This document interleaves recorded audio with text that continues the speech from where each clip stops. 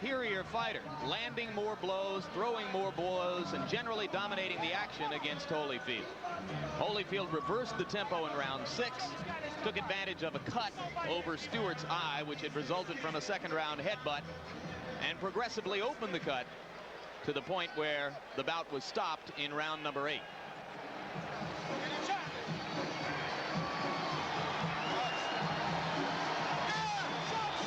And there you hear a roar, which means that here comes Mike Tyson. It's a tribute to Tyson, incidentally, that despite what happened in Tokyo, he has filled this building with about 16,000 people. Aren't many fighters out there who can do that. Certainly no non-champions. Indeed, Mike will tell you in no uncertain terms that he's still the main man in the heavyweight division where ticket sales are concerned. He suggests that neither Holyfield nor Foreman, and certainly not Razor Ruddock, could ever dream of selling as many tickets or as many pay-per-view subscriptions for a fight as can he. Well, he's likely to be proven wrong on that when Holyfield does fight Foreman. But suffice to say, he is still a major attraction. Ringside seats here, incidentally, are just $400, a fraction of what they've been in the past for him. There are some consequences to losing. Tyson's last fight, 2 minutes and 47 seconds against Henry Tillman, the man who had beaten him twice back in the amateur ranks. In that mob surrounding Mike are all 3 of the trainers now enlisted in Team Tyson: Aaron Snowell, Richie Giacchetti, whom you'll remember from his long tour of duty with Larry Holmes, and Jay Bright. The 3 of them nestled just behind the fighter as they make their way toward the ring. It looks like a T formation with a flanker, Jim. That's right. Mike's playing quarterback. Aaron and Richie are the halfbacks, and Jay Bright is dropping back as a fullback into a sort of short punt formation at this point. Now Mike will emerge into the ring where most of the crowd will get its first look at it.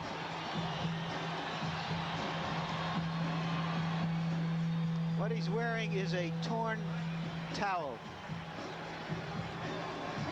And there you see the record. 38 wins, the 1 loss to Douglas in Tokyo. This the 40th bout of Tyson's professional career. His knockout percentage with 34 KOs is high, but not the highest in the history of the sport. And there goes Angela.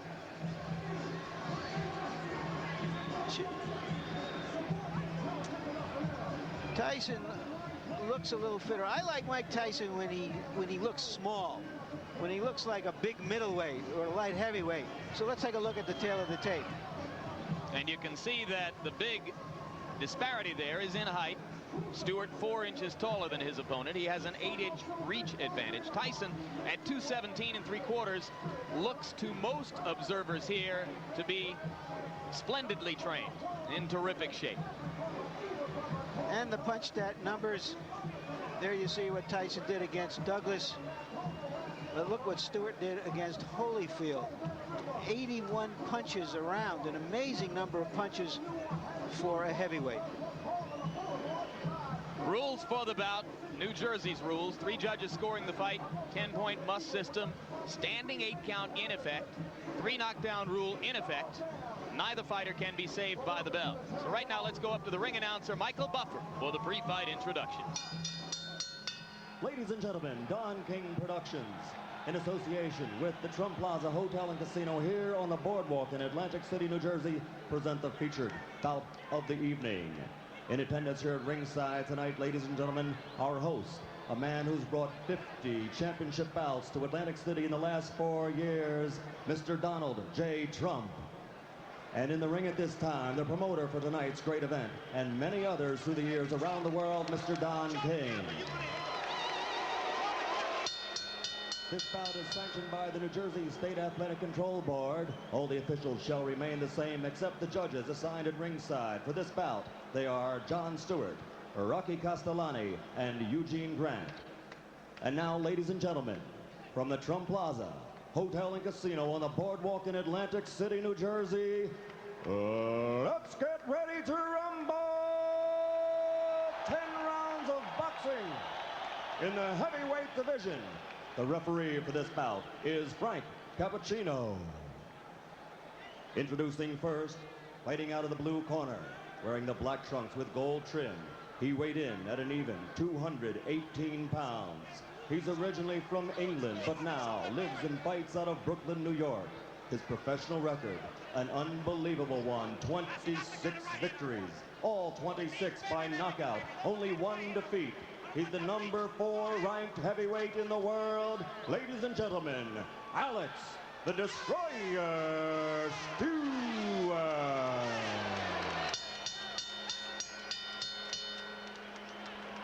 And fighting out of the red corner, wearing the solid black trunks, weighing 217 3/4 pounds, from Catskill, New York. Also an unbelievable record, 38 victories, 34 by KO, only 1 defeat. He's the number 1 ranked heavyweight in the world. Ladies and gentlemen, the former heavyweight champion of the world, Iron Mike Tyson.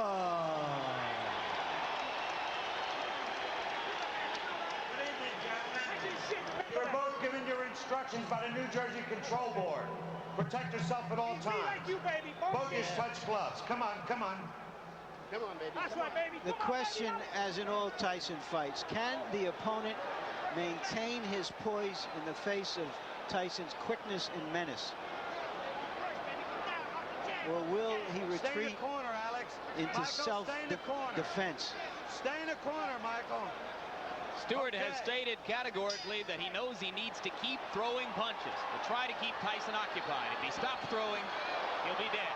Tyson lands a right and another. This could be quick. I was afraid of a 30-second soundbite. All right, man? Okay, let's go. Remember, Stewart never went down against Evander Holyfield.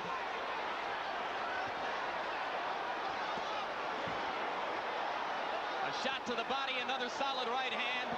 Stewart begins to throw as a means of trying to defend himself.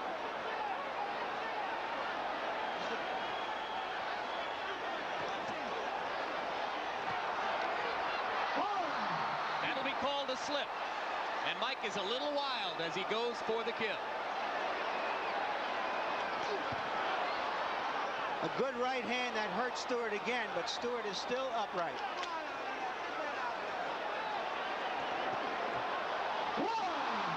That was a flush right hand. 4, 5, 6, 7, 8, 9. He's up just at the count of 9, Jim. How you feel, man? Taking a good You look wanna at continue? Cappuccino. He's going to let him go. 3 knockdown rule is in effect. If Stewart goes down again, it's over. And Stewart has quick throwing punches. You can see how wobbly his legs are.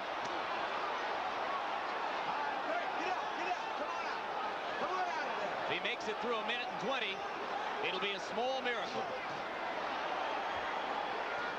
Let him go, come on. Stop punching. That was a worthwhile grab.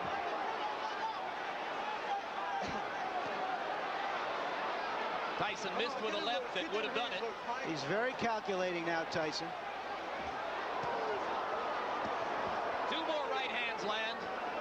All right, Alex, let him out, Alex. Stewart must land something, or else it's just a question of a few seconds. That'll do it. 2, 3, 4, 5, 6, They're 7. forgetting that the 3 8. knockdown rule is in effect. That's it. This fight is over. Well, Stewart said that Tyson was a mountain he had to climb. He just got knocked off that mountain. He just didn't have the style, Jim, unlike Douglas, to test the vulnerability of Tyson. Yeah, he's not nearly the technician that Douglas was when Douglas was good in Yeah, Tokyo. early in the fight, Douglas tied Tyson up. He used his jab. He survived and then and determined the pace of the fight.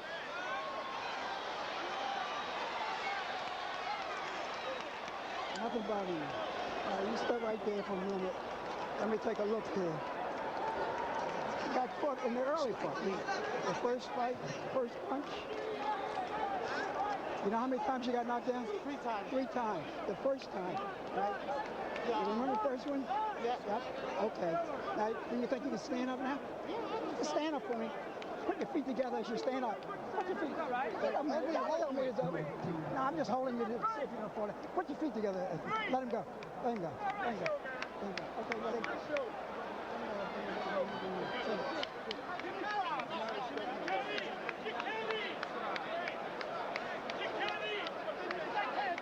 And here's the first of the 3 knockdowns. You look at Tyson moving in with controlled fury, and the right hand puts Stewart down. Stewart was able to get up at the count of 5. Now we'll take a look. Is this the first knockdown again? Yes, it is. Another angle. The winner. The right hand to the top of the head was the one that put Alex down. That knockdown occurred within the first 10 seconds of the round.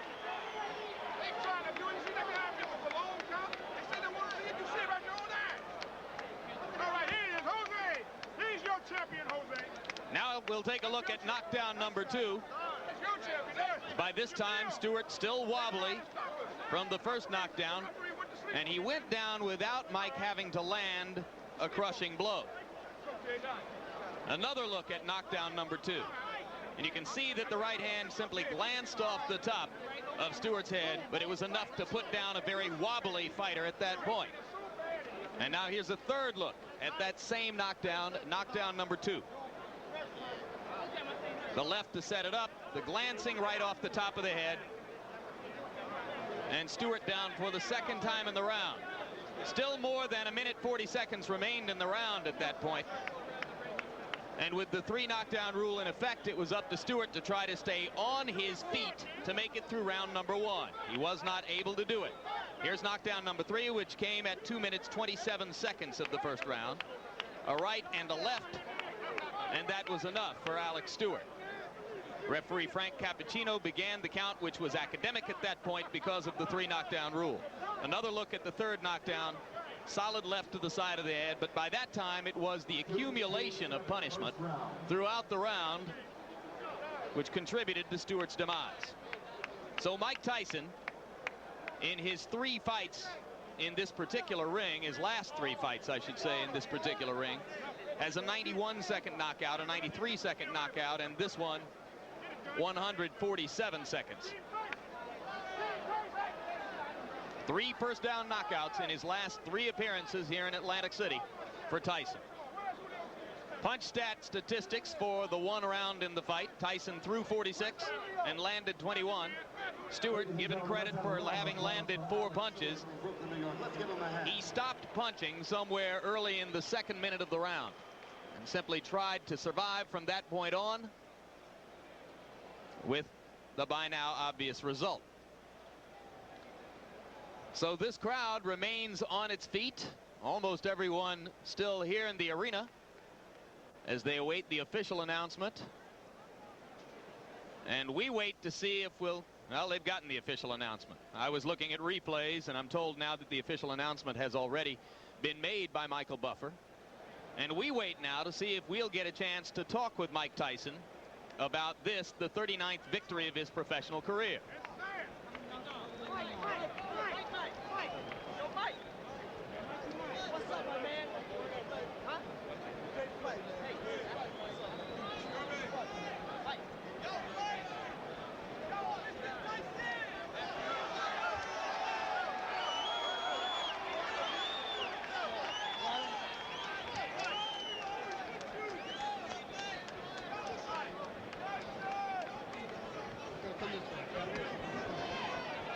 Ladies and gentlemen, is he back?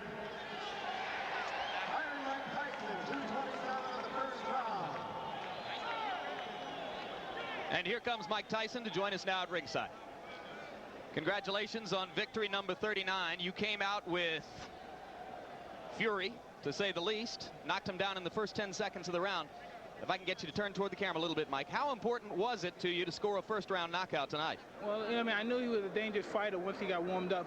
And my objective, I was in great shape. He was to go in there and put the pressure on him for 10 rounds. I knew I had to break him eventually. You appear to be in sensational condition. Do you feel considerably differently now than was the case 10 months ago in Tokyo? Absolutely, because my mind is more prepared. You know, I mean, that's what basically the whole standpoint came down to, is being prepared mentally. How does your situation compare now to what most people would regard as the peak of your career when you knocked Spinks out here in 91 seconds? Well, you know, what I mean, I didn't feel like it was a sustained of night tonight, because there's things that I know that I did that were mistakes. But you know what I mean, a good fight, and I'm in good shape. And I just like to thank all my fans on HBO that's been supporting me. But I just like to say this is my last fight on HBO. Is because HBO, they think that you'd rather see Holyfield than me. Thank you for supporting me. I love you all. Bye. Mike, one final question. How important at this moment is the coming arbitration with regard to the WBC championship and the possible WBC title fight with Ruddock? Well, it really don't matter, as long as I can fight for the title. I love to fight Ruddock. I want to show everybody he's not the baddest man in the world they once said he is. Would you rather fight the winner of Foreman Holyfield? Excuse me? Would you rather fight the winner of Foreman Holyfield? I would fight anyone, you know what I mean? But I'm fighting for the moment. It looks like Ruddock might be in the wings, and I'm looking forward to fighting Ruddock. Can you elaborate on why you feel you've been treated unfairly by this network, which will state that it has 2 offers on the table for you for long-term deals? I have no comment. I don't want to talk about it. The company know what they did, and I'd like to say hello to all my troops again that's been supporting me. I'm out of here. We've enjoyed covering you. Thank you very much. We don't negotiate on the air. Our chief executive, Seth Abraham, will have plenty to say in the future about the potential for another Mike Tyson deal at HBO. It has been our hope for the past year that we could complete one more deal to give a long-term contract to Mike Tyson and to continue to cover his fights here on HBO.